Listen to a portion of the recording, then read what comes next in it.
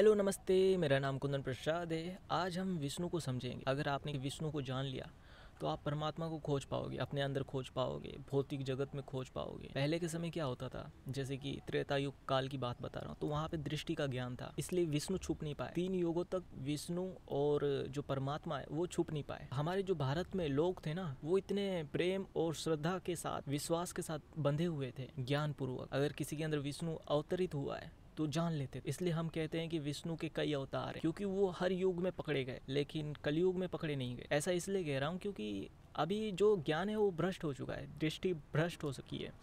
तो आप पहचान कैसे पाओगे? हो सकता है कि आसपास किसी पागल बच्चे को देखते हो, उसके अंदर भी विष्णु छुपा हो सकता है, किसी भी तरह के भगवान का अवतार छुपा हो सकता है, लेकिन आप थोड़ी पहचान पाओगे। आपको लगेगा ये तो साधारण है, हो सकता है आपके अंदर ही छुपा हो, तो आप खुद को थोड़ी पहचान पा रहे हो कि आपके अंदर वो अवतार छुपा है। डिपेंड करता है कि आपकी दृष्टि कितनी गहराई से चीजों को देख पाती है, गहराई से चीजों को समझ पाती है। आज के समय इतना सारा ज्ञान मौजूद है इंटरनेट पे, मंदिरों में, मूर्ति के जरिए, वेद के जरिए, उपनिषद के जरिए, गीता के जरिए, लेकिन फिर भी लोग समझ नहीं पाते कि विष्णु का अवतार कैसा होगा। मैं समझाने की कोशिश करूंगा कि अगर कोई विष्णु अवतार इस धरती पे अवतार ले चुका है, पैदा हुआ है, तो वो अवतार कैसा दिखता होगा, उसका स्वभाव क्या होगा, वो अंदर से कैसा होगा और बाहर से कैसा होगा। हो सकता है मेरी वीडियो को देख रहा हो सकता है कि मेरे वीडियो को कोई अगर शेयर करे तो वो उस अवतार तक पहुंच जाए। डिपेंड करता है, ये सिर्फ अनुमान है। जैसे कि पहले के समय अगर कोई भी मूर्तिकार अगर किसी मूर्ति को बनाता था तो वो बहुत गहरी दृष्टि से बनाता था। हमारा जो देश था वो कलाकृति से पहचाना जाता था। यहाँ पे जो भी व्यक्ति पैदा होते थे वो अपनी कला में संपूर्ण थे। मतलब कि किसी भी चीज़ को अगर बनाते हैं तो वो बहुत ही बारीकी से बनाते हैं। बारीकी का मतलब क्या होता है? एक व्यक्ति, एक मनुष्य शरीर 2 भाग में बटा हुआ होता है। जैसे कि आप किसी मूर्ति को देखते हो या किसी फ़ोटो को देखते हो तो वहाँ पे आपको 2 हाथ वाले लोग दिखेंगे, लेकिन ये 2 हाथ आपके अंदर भी मौजूद है, जैसे मन के।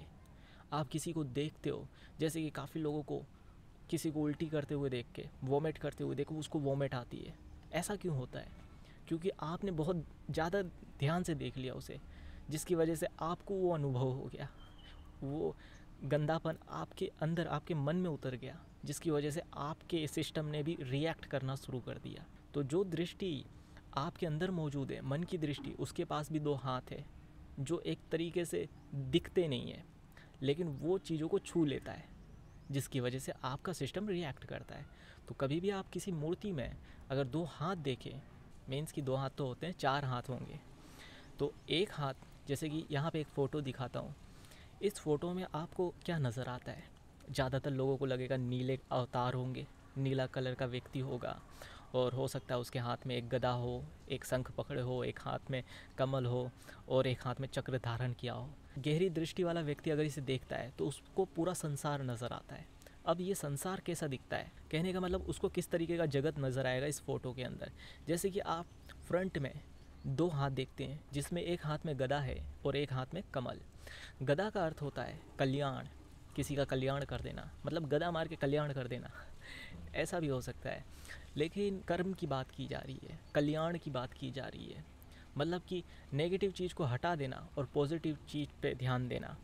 गदा का मतलब, बल का मतलब ये होता है। अगर किसी के पास ताकत है तो ताकत का सही इस्तेमाल करेगा वो व्यक्ति, और परमात्मा तो वो तो सही इस्तेमाल करेगा। फिर वो उसके हाथ में गदा हो या फिर किसी तरह का किताब हो, कुछ भी हो, वो सही इस्तेमाल करेगा, पॉजिटिव वे की तरफ जाएगा, नेगेटिव वे को हटा देगा बल के ज़रिए, अपने ज्ञान के ज़रिए। लेफ्ट हैंड में आप कमल देखेंगे तो इसका मतलब विष्णु को हम कमल नयन कहते हैं। मतलब कि आंखों में कमल नहीं है, मतलब कोमलता है। आप किसी व्यक्ति को देखते हो, पुरुष को देखते हो, स्त्री को देखते हो, किस नज़रों से देखते हो? कोमलता से देखते हो, खूबसूरती से देखते हो, वासना से देखते हो, या फिर घृणा से देखते हो? किस नज़रिए से देखते हो? जो विष्णु है, जैसे कि कमल नयनम इसलिए कहा जाता है, वो हर चीज़ को कोमलता से देखते हैं। कहने का मतलब कि वो गहरी दृष्टि से देखते हैं, ज्ञान पूर्वक देखते हैं, जिससे उनके अंदर किसी तरह की घृणा पैदा नहीं होती है। अब इसका मतलब भी समझाता हूँ। 5 सांप का मतलब होता है इंद्रियों पे नियंत्रण।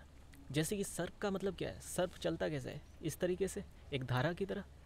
जैसे कि हमारी जो 5 इंद्रियां हैं वो भी विचलित होती है ऊर्जा की वजह से, एक धारा की वजह से। तो आपने अगर जीसस की कोई किताब पढ़ी है तो वहाँ पे सर्पपुत्र कहा गया है। मतलब वेस्टर्न कल्चर की तरफ भारत से ज्ञान लेके ग्रहण करके गए थे, तब वहाँ पे लोगों को मेरे सर्पपुत्रों और पुत्रियों, अगर आप यूसुफ की किताब पढ़ी, मैंने बहुत समय पहले पढ़ी थी तो मुझे याद है, तो उसमें उन्होंने सर्पपुत्र कहा। ऐसा कहने का मतलब क्या है कि वहाँ पे लोग जो वासना उठती है उसको सर्प से जोड़ दिया, सांप से जोड़ दिया। यूरोप के कल्चर में बहुत प्रसिद्ध एक कहानी ईवा और एडम की, उसमें भी आप देखोगे कि जैसे कि ईवा ने वो फल खा लिया और वो फल खाने के लिए किसने उकसाया? सर्प ने उकसाया। यहाँ पे जो सर्प का मतलब होता है, जो 5 सर्प का मतलब होता है, वो इंद्रियाँ, जो हमारी 5 इंद्रियाँ जिससे हम अपना जीवन जीते हैं। वेस्टर्न कल्चर की तरफ 7 इमोशंस की बात की जाती है जो मनुष्य के अंदर, मनुष्य के मस्तिष्क और जीवन में पाए जाते हैं। तो इस तरीके की चीज़ों को हर रिलीजन ने अलग अलग तरीके से देखा है और चीज़ों को दर्शाया है मूर्ति में या फिर किसी किताब में या फिर उनके किसी देवी देवता के स्वरूप में।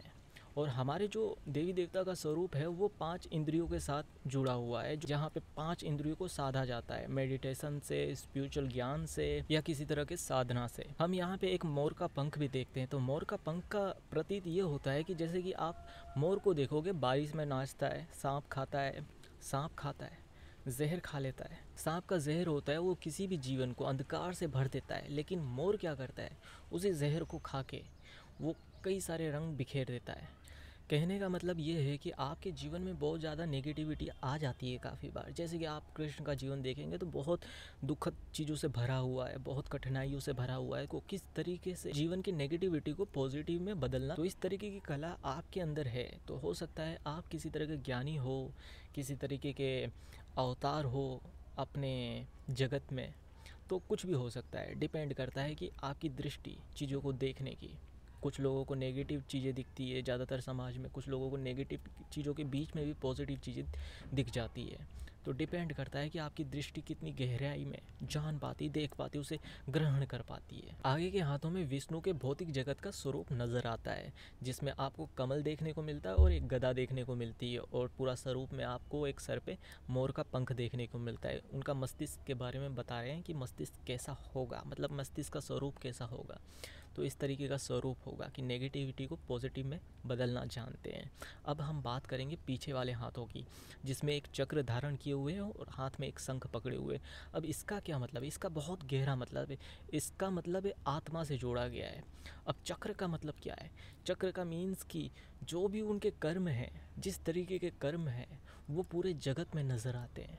मतलब कि जो भी वो करते हैं, जैसे कि युद्ध लड़ा, युद्ध में उन्होंने झूठ बोला, प्यार और जंग में सब जायज़ है, वो सारी चीज़ें की एक तौर पे मर्यादाओं से बाहर की चीज़ें। और आज के समय में हम वही सब कुछ समाज में देखते हैं।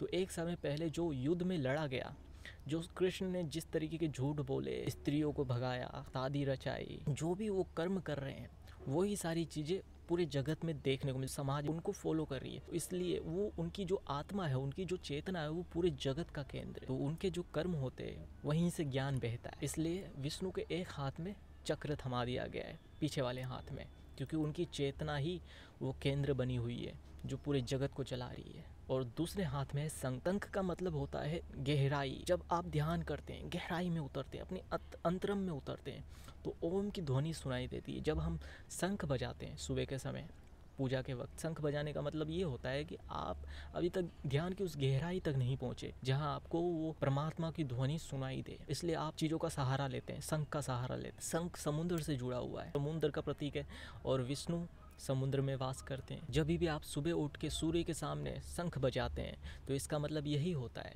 कि वो जो ध्वनि है, शरीर के अपने मस्तिष्क की ध्वनि को सूर्य के साथ जोड़ पाए, तो आप परमात्मा के साथ जुड़ गए।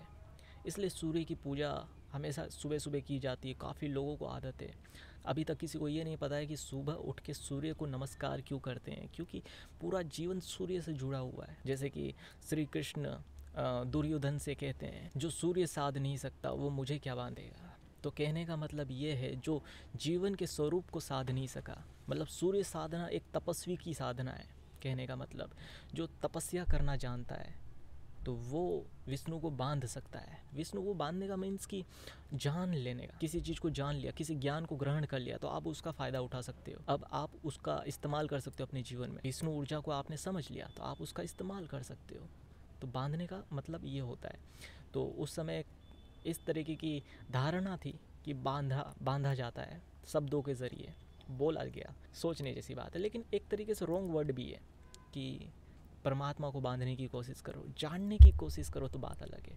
श्रद्धा से करीब आओ तो चीज़ें अलग तरीके से, अलग दृष्टि से जीवन देखने को मिलता है, अलग तरीके से वो ज्ञान अनुभव होता है।